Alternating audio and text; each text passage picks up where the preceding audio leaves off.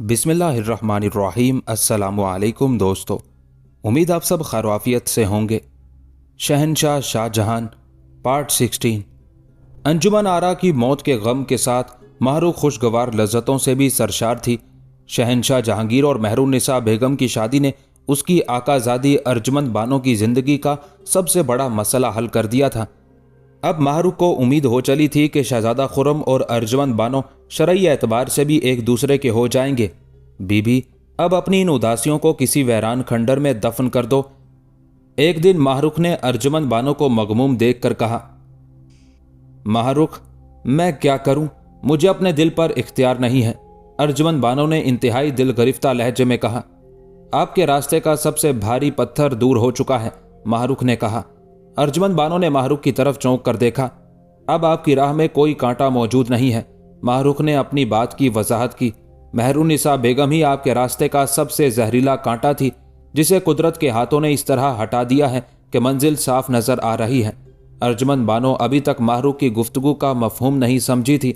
उसके चेहरे पर हैरत की लरसती हुई परछाइयां कुछ और गहरी हो गई थी। शहंशाह ने महरुन्निसा बेगम को राम करने के लिए खौफनाक चालें चली थी।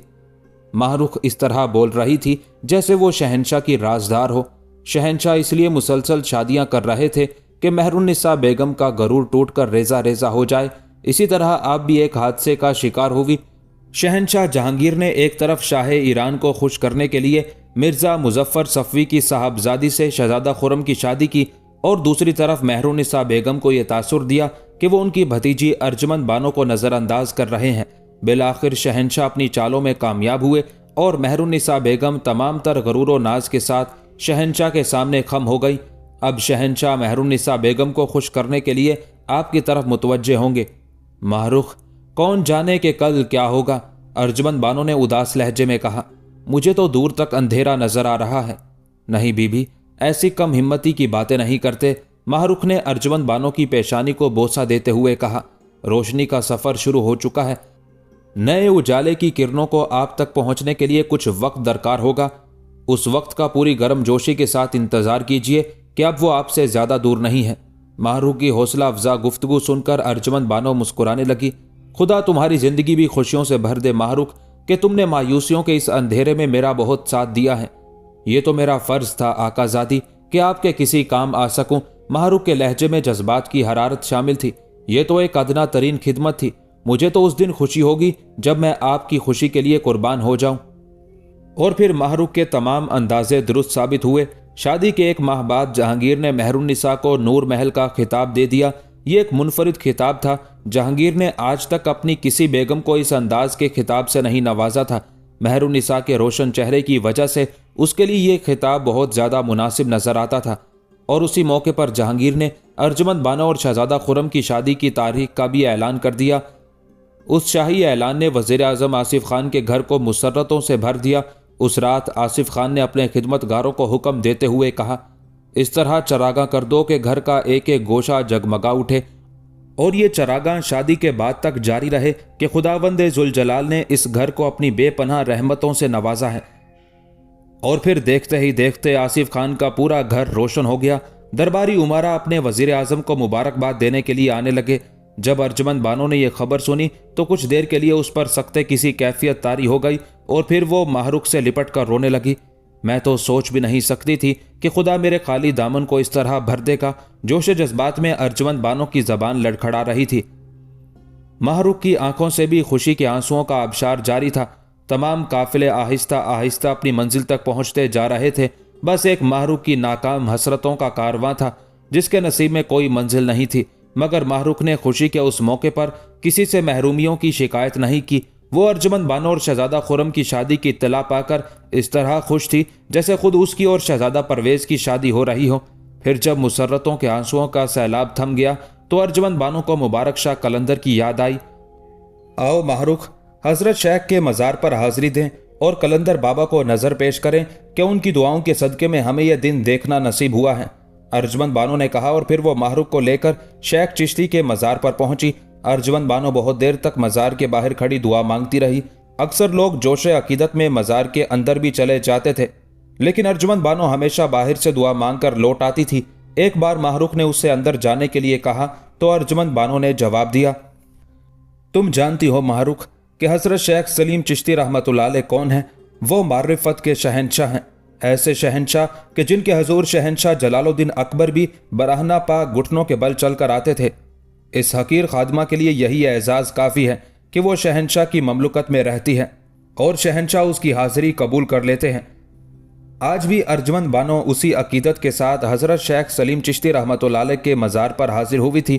दुआ के दौरान एक लम्हे के लिए भी उसके आंसू नहीं थमे थे। फिर अर्जुमंद बानो दुआ मांगकर मज़ार के इहाते से बाहर आई और गरीबों में चांदी के सिक्के तकसीम किए। उसके बाद उसकी बेचैन नज़रों ने मुबारक शाह को तलाश किया, मगर आज वहां कलंदर मौजूद नहीं था। अर्जुमंद बानो परेशान नजर आने लगी। कलंदर बाबा कहाँ है माहरूख? कहीं उनकी तबीयत तो खराब नहीं हो गई? माहरूख क्या जवाब देती? उसने कतार में बैठे हुए एक फकीर से पूछा, बाबा मुबारक शाह कहाँ है? हमें क्या पता कि वो दीवाना कहाँ है, बैक वक्त कई फकीरों ने बुलंद आवाज में कहा। दिन रात खड़े खड़े मज़ार को तकता रहता है और कभी जी में आता है तो अपनी झोंपड़ी की तरफ चला जाता है। फकीरों के लहजे में मुबारक शाह के लिए बड़ी हकारत थी। कैसी अजीब बात है कि जो भी आता है उसी पागल को पूछता है, आखिर उस दीवाने में क्या रखा है? मारूख गदागरों की उस बेअदबी का जवाब देना चाहती थी, मगर सूरत हाल की नज़ाकत को महसूस करते हुए खामोश रही। फिर वो अर्जुमंद बानो और आसिफ खान के खिदमतगारों के साथ उस झोंपड़ी की तरफ बढ़ गई जिसमें मुबारक शाह कलंदर रहता था। वजीर आजम आसिफ खान की साहबजादी आपसे मिलना चाहती हैं, एक खिदमतगार ने झोंपड़ी के अंदर दाखिल होकर कहा। मुबारक शाह अपने मुसल्ले पर आंखें बंद किए खामोश बैठा था। अजनबी आवाज सुनकर उसने आंखें खोली और इशारे से कहा कि अर्जुमंद बानो को अंदर भेज दो। फिर जैसे ही अर्जुमंद बानो झोंपड़ी में दाखिल हुई, मुबारक शाह अपनी जगह से उठ खड़ा हुआ और बड़े वालेहाना अंदाज में बोला, मलिका आलिया और एक फकीर की झोंपड़ी में कैसी खुशी की साथ है, मगर एक मुफलिस इंसान हिंदुस्तान की मलिका को क्या नजर पेश करे? बाबा, आपने इस कनीज को अपने हजूर आने की इजाजत दे दी, बस यही काफी है। शिद्दत जज्बात से अर्जुमंद बानो की आंखों में आंसू आ गए थे। बैठ जाओ मलिका आलिया, कलंदर ने खाक आलूद चटाई की तरफ इशारा करते हुए कहा। अर्जुमंद बानो ने एक लम्हे के लिए भी यह ख्याल नहीं किया कि कलंदर की चटाई गुबार से भरी हुई है। वो अपने बेहतरीन लिबास के साथ खाक से अटी हुई चटाई पर बैठ गई। ये तख्ते हिंदुस्तान है, कलंदर ने पुरजलाल लहजे में कहा। बाहुक्म खुदा, अब तुझे दुनिया की कोई ताकत ताजो तख्त से महरूम नहीं कर सकती। मारूख बड़ी हैरत से मुबारक शाह की गुफ्तगू सुनती रही। बस अब अपने घर जाओ, तुम्हें बार बार यहां आने की जरूरत नहीं है, कलंदर ने अर्जुमंद बानो को मुखातिब करते हुए कहा। जब खुदावंदे जुलजलाल अपने खजाना गैब से तुम्हें इक्तदार बख्श दे तो मखलूक खुदा का ख्याल रखना और ऐशो निशात के हंगामों में कब्र को ना भूल जाना कि कब्र बहुत तारीक और खौफनाक जगह है। कलंदर की बातों ने अर्जुमंद बानो और माहरूख पर लर्जा तारी कर दिया था। अर्जुमंद बानो चटाई से इस हालत में उठी कि उसका पूरा जिस्म कांप रहा था। तू मेरी बेटी की तरह है, फिर बाप से इतना क्यों डरती है? मुबारक शाह ने मुस्कुराते हुए कहा। अर्जुमंद बानो आगे बढ़ी और कलंदर के सामने सर झुकाकर खड़ी हो गई। मुबारक शाह ने फौरन ही अर्जुमंद के सर पर हाथ रख दिया। अल्लाह तुझे और शहजादा खुरम को तमाम आफात व मसाइब से दूर रखे। बाबा, यह आपकी बेटी की ख्वाहिश है कि इन सिक्कों को अपने हाथ से गरीबों में तकसीम कर दें। अर्जुमंद ने चांदी के सिक्कों से भरी हुई एक थैली कलंदर की खिदमत में पेश की। मुबारक शाह उस थैली को अर्जुमंद बानो के गिर्द इस तरह गर्दिश देता रहा जैसे सदका उतार रहा हो। फिर कलंदर अपनी झोंपड़ी से बाहर आया और चांदी के तमाम सिक्के ये कहकर फकीरों की तरफ फेंक दिए कि अपने दामन भर लो, ये मलिका आलिया की बख्शिश व अता है। अर्जुमंद बानो और शहजादा खुरम की शादी में सिर्फ 8 दिन बाकी रह गए थे। अरसलान बेग पर नाकाबिले बयान वहशत तारी थी। इस दौरान वो कई बार ज्ञानी आत्माराम के पास जा चुका था। ज्ञानी, ये सब कुछ क्या हो रहा है? तेरे वो मंत्र क्या हुए जो अर्जुमंद बानो और शहजादा खुरम को हमेशा के लिए जुदा कर रहे थे? अरसलान बेग के लहजे में हजारों तलखियां पोशीदा थी। मैंने अपना काम मुकम्मल कर दिया था, मगर उस भिखारी मुबारक शाह का क्या करूं जो मुझसे बड़ा जादूगर है? आत्माराम ने इंतहाई बेबसी के आलम में हाथ मलते हुए कहा। अगर उस भिखारी को रास्ते से हटा दिया जाए तो फिर दुनिया में मेरे मंत्रों का कोई तोड़ नहीं है। आत्माराम बड़ी अय्यारी के साथ बहाने तराश रहा था। भिखारी मुबारक शाह से किस तरह निजात हासिल की जा सकती है? अरसलान बेग शदीद झुंझलाहट का शिकार नजर आ रहा था। किसी तरह उस भिखारी को कत्ल करा दे, फिर नई फतुहात तेरे कदम चूमेंगी। आत्माराम अरसलान बेग के जज्बात से खेल रहा था। अरसलान बेग ने एक बार मुबारक शाह को जहर दिलवाने की कोशिश की थी मगर नाकाम रहा था। आज आत्माराम की जबान से मुबारक शाह के कत्ल की बात सुनकर वो चौंक उठा। ये कैसे होगा? उसकी आंखों ने तो रोटियों में छुपा हुआ जहर भी देख लिया था, फिर कौन उसे कत्ल करेगा?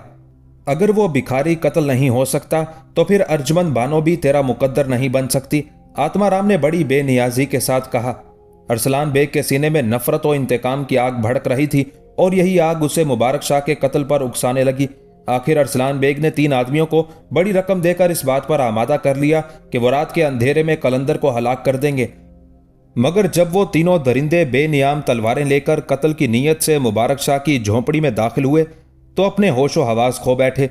चराग की मध्यम रोशनी में कलंदर ने 3 साए अंदर दाखिल होते हुए देखे तो गरजदार आवाज में कहा, कौन है?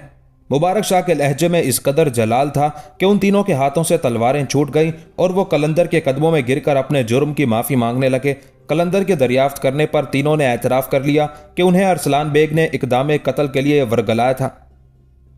मुबारक शाह मुस्कुराने लगा, मैं तुम लोगों को माफ करता हूं, मगर उस मरदूद से कह देना कि मेरे कत्ल के लिए ताज़ादम फौज रवाना कर कि ये थके हुए बाजू किसी काम नहीं आएंगे। अरसलान बेग अपनी दूसरी शिकस्त पर पागल हो गया। अर्जुमंद, मैं तुझे चैन से जीने नहीं दूंगा। यह कहकर अरसलान बेग शदीद वहशत के आलम में कसरे शाही की तरफ बढ़ा। अब वो अपने नापाक मंसूबे के साथ शहजादा खुर्रम से मिलने के लिए जा रहा था।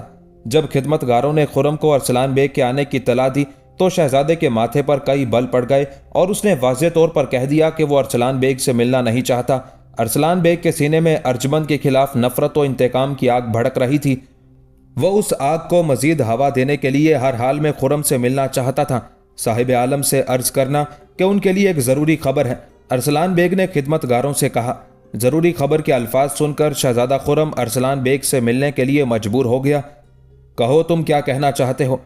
शहजादा खुर्रम ने अपनी रिवायती खुश अखलाकी का मुजाहिरा करते हुए कहा। अगरचे खुर्रम अरसलान बेग की सूरत देखने का भी रवादार नहीं था, लेकिन वो अपनी वज़ादारी के सबब उस मुनाफिक शख्स को बर्दाश्त कर रहा था। आखिर वो कौन सी ज़रूरी खबर है जो तुम मुझे सुनाना चाहते हो?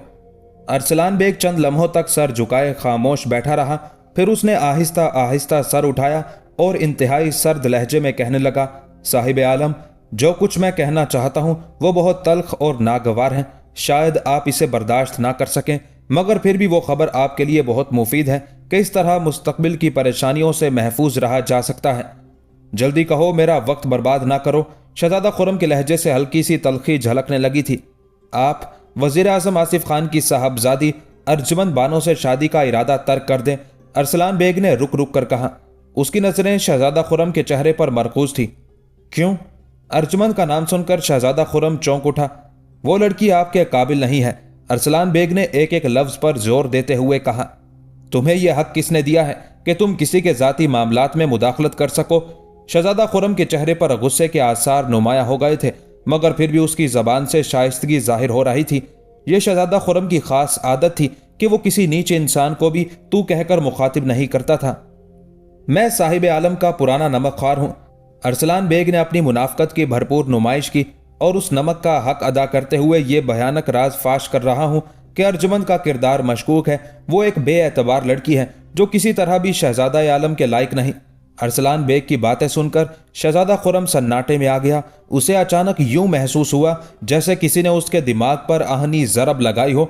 चंद लम्हों के लिए शहजादा खुर्रम की आंखों के सामने अंधेरा सा छा गया। हम इस तोहमत तराजी पर तेरी जबान भी काट सकते हैं। इंतहाई मुतहम्मिल मिजाज होते हुए भी शहजादा खुर्रम की कुव्वत बर्दाश्त जवाब दे गई। साहिब आलम, मुझे अपनी जबान से महरूम हो जाना गवारा है, मगर आपकी रुसवाई मंजूर नहीं। अरसलान बेग शहजादा खुर्रम के सामने मुसलसल बेहयाई का मुजाहिरा कर रहा था। अगर आप मेरा सर भी कलम कर दें तो मैं यही कहता रहूंगा कि अर्जुमंद जैसी बेवफा लड़की आपकी शरीके हयात बनने के काबिल नहीं। कई साल तक उसके और मेरे दरमियान जज्बाती रिश्ते कायम रहे हैं, फिर आपसे निस्बत तय हो जाने के बाद वो रास्ता भूल गई, इसलिए कि मैं एक मामूली इंसान था। अगर मैं आपकी तरह साहिब इक्तदार होता तो वो इनकार की जुर्रत नहीं कर सकती थी। शहजादा खुर्रम के दिलो दिमाग में एक आग सी लगी हुई थी। उसने गजबनाक लहजे में अरसलान बेग को मुखातिब करते हुए कहा, अगर तू अपने दावे में सच्चा है तो निस्बत के वक्त तूने ये राज फाश क्यों नहीं किया था?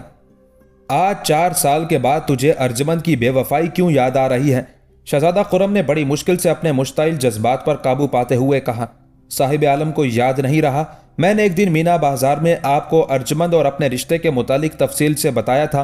अरसलान बेग ने बहुत पुराने वाक़ये का जिक्र करते हुए कहा, उस गलत फहमी को उसी वक्त दूर कर दिया गया था। शहजादा खुर्रम का लहजा बदस्तूर कहरनाक था। फिर तूने इस कदर तवील अरसे तक अपनी जबान क्यों बंद रखी? मैं समझता था कि साहिब आलम खुद ही इस मामले की गहराई तक पहुंच जाएंगे। अरसलान बेग ने बेशर्मी का एक और मुजाहिरा किया। अब जबकि शादी का वक्त करीब आ गया है तो मेरी गैरत गवारा नहीं करती कि हिंदुस्तान का होने वाला शहंशाह तमाम उम्र अपने इस फेल पर शर्मिंदा रहे। हमें अर्जमंद के सिलसिले में कभी कोई नदामत महसूस नहीं होगी। शहजादा खुर्रम ने बुलंद आवाज में कहा, हमें अर्जमंद की रफाकत पर नाज है और जो हाथ भी उस रफाकत को तोड़ने के लिए उठेगा हम वो हाथ काट कर फेंक देंगे। शहजादा खुर्रम का लहजा इस कदर पुरजलाल था कि अरसलान बेग लरज कर रह गया। उसे यकीन था कि शहजादा खुर्रम अर्जमंद की बेवफाई का जिक्र सुनकर भड़क उठेगा और उस रिश्ते को हमेशा के लिए मुनक़ते कर देगा, मगर सूरत हाल बिल्कुल मुख्तलिफ थी। शहजादा खुर्रम अर्जमंद बानो के खिलाफ एक हर्फ भी सुनने के लिए तैयार नहीं था। साहिब आलम, अब आपकी मर्जी, इस गुनहगार ने तो नमक खारी का हक अदा कर दिया। यह कहकर अरसलान बेग लरजते जिस्म के साथ वापस जाने के लिए मुड़ा। ठहरो, शहजादा खुर्रम की बारोब आवाज उभरी, हमने अभी इस मामले को खत्म नहीं किया है।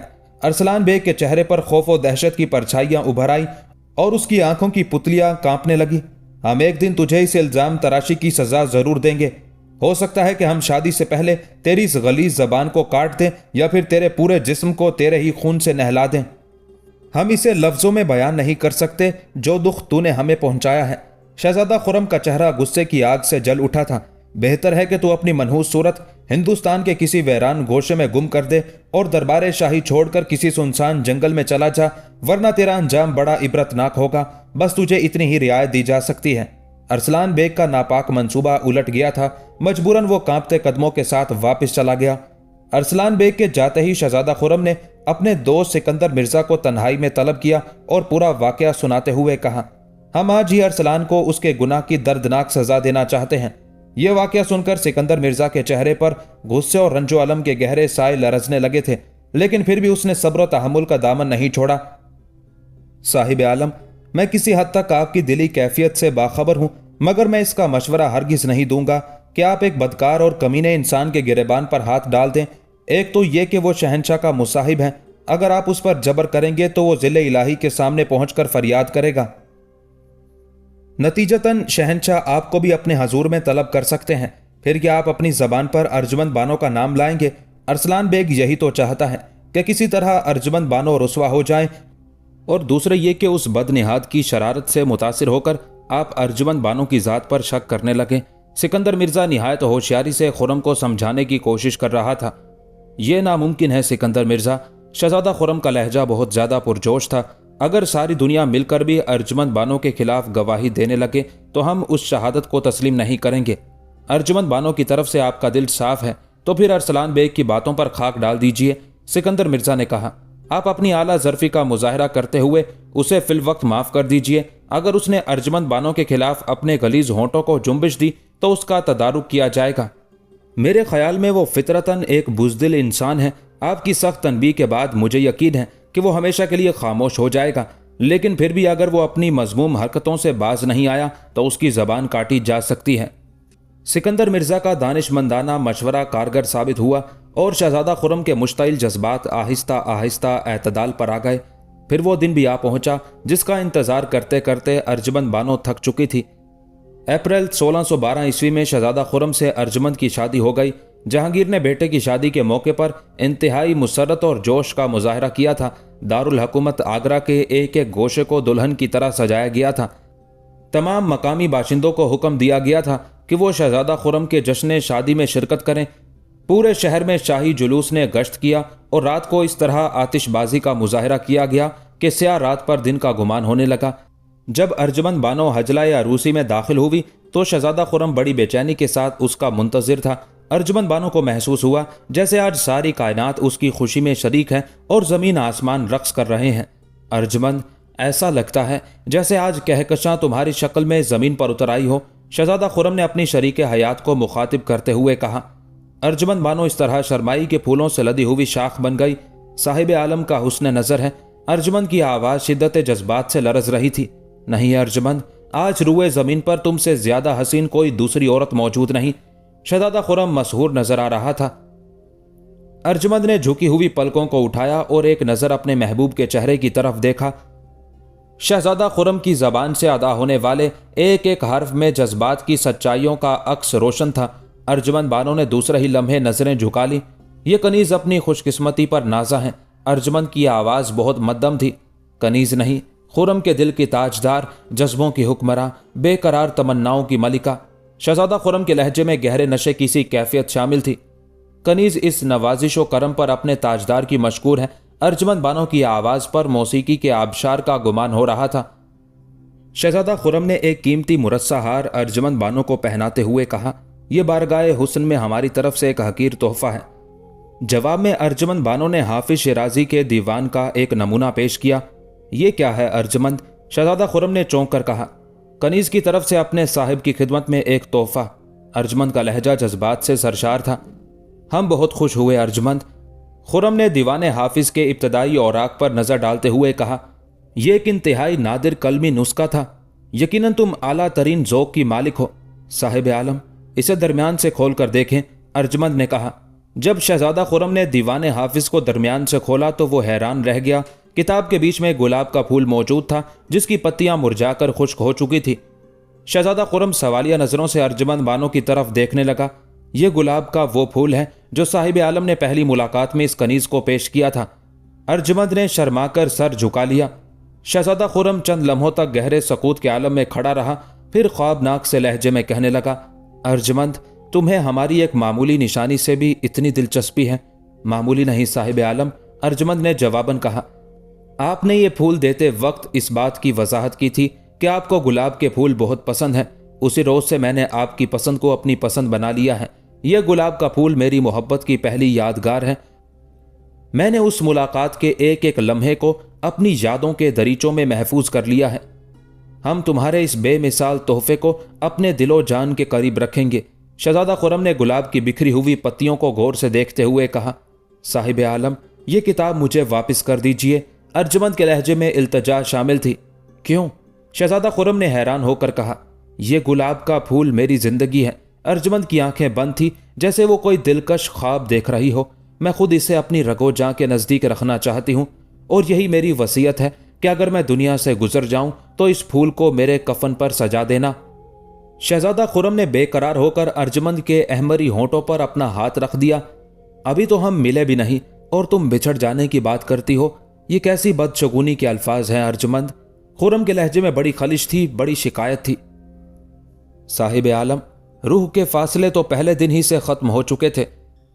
अर्जुमंद ने आंखें खोल दी और अपने महबूब के चेहरे को देखा जहां मासूम मोहब्बत की बेशुमार किंदिलें रोशन थी। जिस्मों को तो बिलाखिर एक दिन बिछड़ जाना है। अभी नहीं अर्जुमंद, शिद्दत जज्बात से खुर्रम की आवाज लरजने लगी।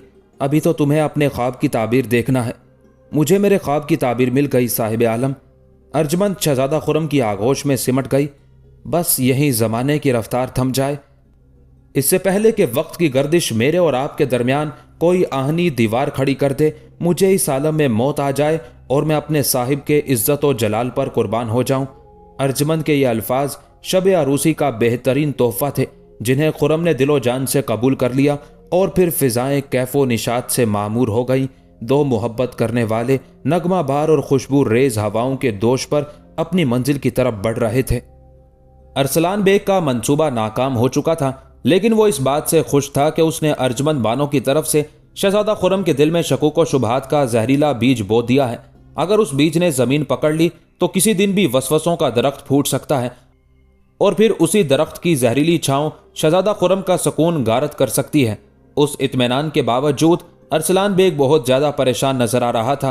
अगर खुर्रम ने उसके खिलाफ इंतकामी कार्रवाई की तो फिर शहजादे की खून आशाम तलवार से उसकी गर्दन किस तरह बचेगी? अरसलान बेग ने सोचा और फिर उस पर नाकाबिले बयान दहशत तारी हो गई। अरसलान को हर तरफ अपनी मौत रक्स करती नजर आ रही थी। उस तकलीफ दे सूरत हाल से निजात पाने के लिए अरसलान बेग बहुत देर तक शराब पीता रहा।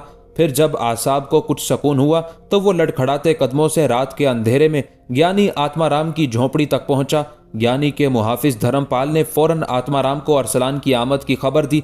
आत्माराम ने उसे अंदर बुला लिया और घबराए हुए लहजे में कहने लगा, ये तूने क्या हालत बना रखी है अरसलान? ज्ञानी, क्या तू नहीं जानता कि आज अर्जमंद और शहजादा खुर्रम की शबे विसाल है? शिद्दत जज्बात और शराब के असर से अरसलान बेग की आवाज कांप रही थी और उसके चेहरे पर महरूमियों के गहरे साए फैले हुए थे। क्या तुझे यह भी नहीं मालूम कि मैं अर्जमंद बानो से कितनी मोहब्बत करता हूं? मैं सब कुछ जानता हूं, ज्ञानी आत्माराम ने ठहरे हुए लहजे में कहा। अब उसकी घबराहट दूर हो चुकी थी। फिर मेरे दिल का हाल क्यों पूछता है? अचानक अरसलान बेग का लहजा गजबनाक हो गया था। आज की रात मेरी मोहब्बत का खून हो गया और अर्जमंद शहजादा खुर्रम की सेज पर चली गई। तूने मुझसे वादा किया था कि अर्जमंद को मेरे कदमों में लाकर डाल देगा, मगर वो तो इस वक्त शहजादा खुर्रम की आगोश में होगी। तेरे ज्ञान और तेरे मंत्रों को क्या हो गया आत्माराम? अरसलान शदीद झुंझलाहट का शिकार नजर आ रहा था। अब मुझे एहसास होता है कि तू भी झूठा है और तेरे मंत्र भी झूठे हैं। अरसलान ने आज बराह रास्त आत्माराम को गाली दी थी। ज्ञानी भी आग के किसी शोले की तरह भड़क उठा। आखिर तू क्या कहना चाहता है? आत्माराम ने इंतहाई दुरुस्त लहजे में अरसलान बेग को मुखातिब किया। मैंने तेरे पीछे अपना वक्त भी बर्बाद किया और दौलत भी। अरसलान बेग हजियानी अंदाज में चीख रहा था। मैं ज्यादा देर तक अपनी खूनशुदा हसरतों का मातम नहीं कर सकता। अर्जमंद मेरी पहुंच से बहुत दूर जा चुकी। जब तेरा ज्ञान उसे वापस नहीं ला सकता तो फिर तुझे इस दुनिया में रहने का भी कोई हक हासिल नहीं है। क्या तू इस मुल्क का हुक्मरान है जो मुझसे जिंदा रहने का हक छीन लेना चाहता है? जवाबन आत्माराम ने भी चीख कर कहा, मैं हुक्मरान तो नहीं, मगर तुझे मौत के दरवाजे तक पहुंचा सकता हूं। अरसलान बेग की आवाज बदस्तूर बुलंद थी। मैं जहांगीर से कह दूंगा कि तू शहजादा खुर्रम को अपने जादू के जरिए हलाक कर देना चाहता था। अरसलान बेग शराब के नशे में बेसरोपा बातें कर रहा था। ज्ञानी आत्माराम चौंक उठा। उसे अरसलान के तेवर खतरनाक नजर आ रहे थे। तू इत्मीनान से बैठ, मैं अपने ज्ञान की ताकतों से अर्जमंद को तेरे पास आने पर मजबूर कर दूंगा। आत्माराम बड़ी होशियारी से अरसलान का गुस्सा ठंडा करने की कोशिश कर रहा था। नहीं ज्ञानी, अब मैं तेरे फरेब में नहीं आऊंगा, यह कहकर अरसलान झूमता हुआ उठा। मैं इसी वक्त इंसाफ की जंजीर खींचूंगा और शहंशाह के सामने तेरे सारे राज बेनकाब कर दूंगा। आत्माराम ने धर्मपाल को इशारा किया। दूसरे ही लम्हे ज्ञानी के कई मुसल्ला चेले नमूदार हुए और उन्होंने अपनी शमशीरें बेनियाम कर ली। तू यहां से जिंदा वापस नहीं जा सकता, ज्ञानी के मुहाफिज खास धर्मपाल ने गरजदार आवाज में कहा। अगर तूने अपने कदमों को जुम्बिश दी तो तेरा जिस्म कई टुकड़ों में तब्दील हो जाएगा और फिर ये टुकड़े जमुना के तेज पानी में बहा दिए जाएंगे। अरसलान बेग खौफ से कांपने लगा। उसका सारा नशा हरन हो गया था। मैं शहंशाह के पास हरगिज नहीं जाऊंगा। अरसलान चमकती हुई तलवारें देखकर चीखने लगा। इसे जेर जमीन कमरे में उस वक्त तक के लिए बंद रखो जब तक इसका नशा मुकम्मल तौर पर ना उतर जाए। आत्माराम ने अपने मुहाफिज धर्मपाल को मुखातिब करते हुए कहा। अभी ये अपने होश में नहीं है। गुरु का इशारा पाते ही मुसल्ला चेले आगे बढ़े और अरसलान बेग को खींचते हुए जेर जमीन कमरे की तरफ ले जाने लगे। मुझे माफ कर दे आत्माराम, मैं शहंशाह से कुछ नहीं कहूंगा। अरसलान बेग भिखारियों की तरह गिड़गिड़ा रहा था, मगर ज्ञानी के चेले उसे खींचते हुए ले गए और जमीन दोज कमरे में बंद कर दिया। सुबह जब अरसलान का नशा उतर गया तो धर्मपाल उसे लेकर ज्ञानी के सामने पहुंचा। आओ अरसलान आओ, आत्माराम ने मुस्कुराते हुए कहा। क्या तेरा नशा उतर गया? मैं यहां कैसे पहुंचा ज्ञानी? अरसलान बेग हैरत से चारों तरफ देख रहा था। मुझे कुछ याद नहीं है। मैं तो कल रात अपने घर में था, फिर यहां किस तरह आ गया? ज्ञानी ने उसे पूरा वाकया सुनाते हुए तनबीह आमेज लहजे में कहा। अगर शहंशाह के सामने तेरी जबान को जुम्बिश हुई तो फिर समझ ले कि तेरी जिंदगी का भी खात्मा हो गया। नहीं ज्ञानी, मैं ऐसा सोच भी नहीं सकता। अरसलान बेग हैरान और परेशान नजर आ रहा था। कल रात तू नशे की हालत में था और बार बार मुझे धमकियां दे रहा था। आत्माराम ने सख्त लहजे में कहा। इंसान नशे की हालत में अपने दिल की बातें बयान कर देता है।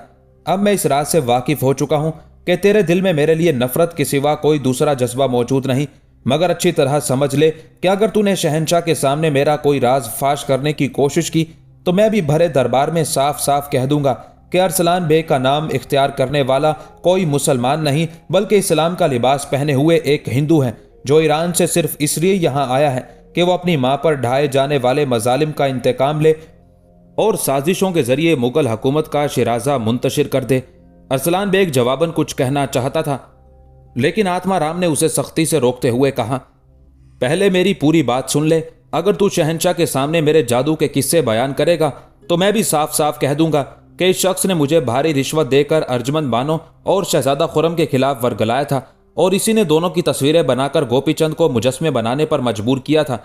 वो तीनों मुजस्मे आज भी मेरे पास महफूज हैं। अगर शहंशाह ने सबूत तलब किया तो मैं तमाम मुजस्मे पेश कर दूंगा। मैं जानता हूं कि उसके बाद मेरी जिंदगी का दरवाजा बंद हो जाएगा, मगर फिर तुझे भी मौत के बेरहम हाथ नहीं छोड़ेंगे। अरसलान बेग कांप कर रह गया। गौर से सुन ले कि अगर जिंदगी चाहता है तो मेरे साथ साथ चल। आत्माराम ने एक एक लफ्ज पर जोर देते हुए कहा, इस सफर में हम दोनों एक दूसरे के लिए जरूरी हैं। अगर किसी ने भी साथ छोड़ा और रास्ता बदलने की कोशिश की तो वो मौत का निवाला बन जाएगा। इसलिए होश की बातें कर और सब्र से काम ले। अरसलान बेग के होशो हवास दुरुस्त हो चुके थे। उसने ज्ञानी के सामने एतराफ कर लिया कि वो कल रात शराब के नशे में अपने आप को भूल चुका था और अर्जुमंद की शादी ने उसकी कुव्वत बर्दाश्त छीन ली थी। उस एतराफ के बाद अरसलान बेग ने आत्माराम को वो वाकया भी बता दिया जब उसने शहजादा खुर्रम के सामने अर्जुमंद बानो के किरदार पर तोहमत लगाई थी। अब मेरा क्या होगा ज्ञानी? शहजादा खुर्रम मुझे जिंदा नहीं छोड़ेगा। एक बार फिर अरसलान बेग को अपने करीब मौत रक्स करती हुई नजर आ रही थी। मुझे कोई ऐसी तरकीब बता दे आत्माराम कि मैं खुर्रम की शमशीर खूं आशाम से महफूज रह सकूं। ज्ञानी बहुत देर तक अपने ख्यालात में गुम बैठा रहा। उसका शैतानी दिमाग बहुत तेजी से गर्दिश कर रहा था। आखिर तवील खामोशी के बाद आत्माराम के गलीज होंठों को जुम्बिश हुई। तू बड़ी हमाकत कर बैठा है अरसलान। अब तेरी निजात का एक ही रास्ता है कि किसी तरह मलिका नूर महल मेहरुन्निसा के गुलामों की सफ में शामिल हो जा। शहंशाह नूर महल के इश्क में इस हद तक डूब चुके हैं कि अब उनका उभरना नामुमकिन है। सम्राट का ये इश्क लहजा बा लहजा बढ़ता ही जाएगा। मुझे साफ नजर आ रहा है कि मलिका नूर महल ही हिंदुस्तान पर हुकूमत करेगी और तेरी जिंदगी का इन्हिसार भी इसी बात पर है कि तू जल्द से जल्द नूर महल की पनाह हासिल कर ले।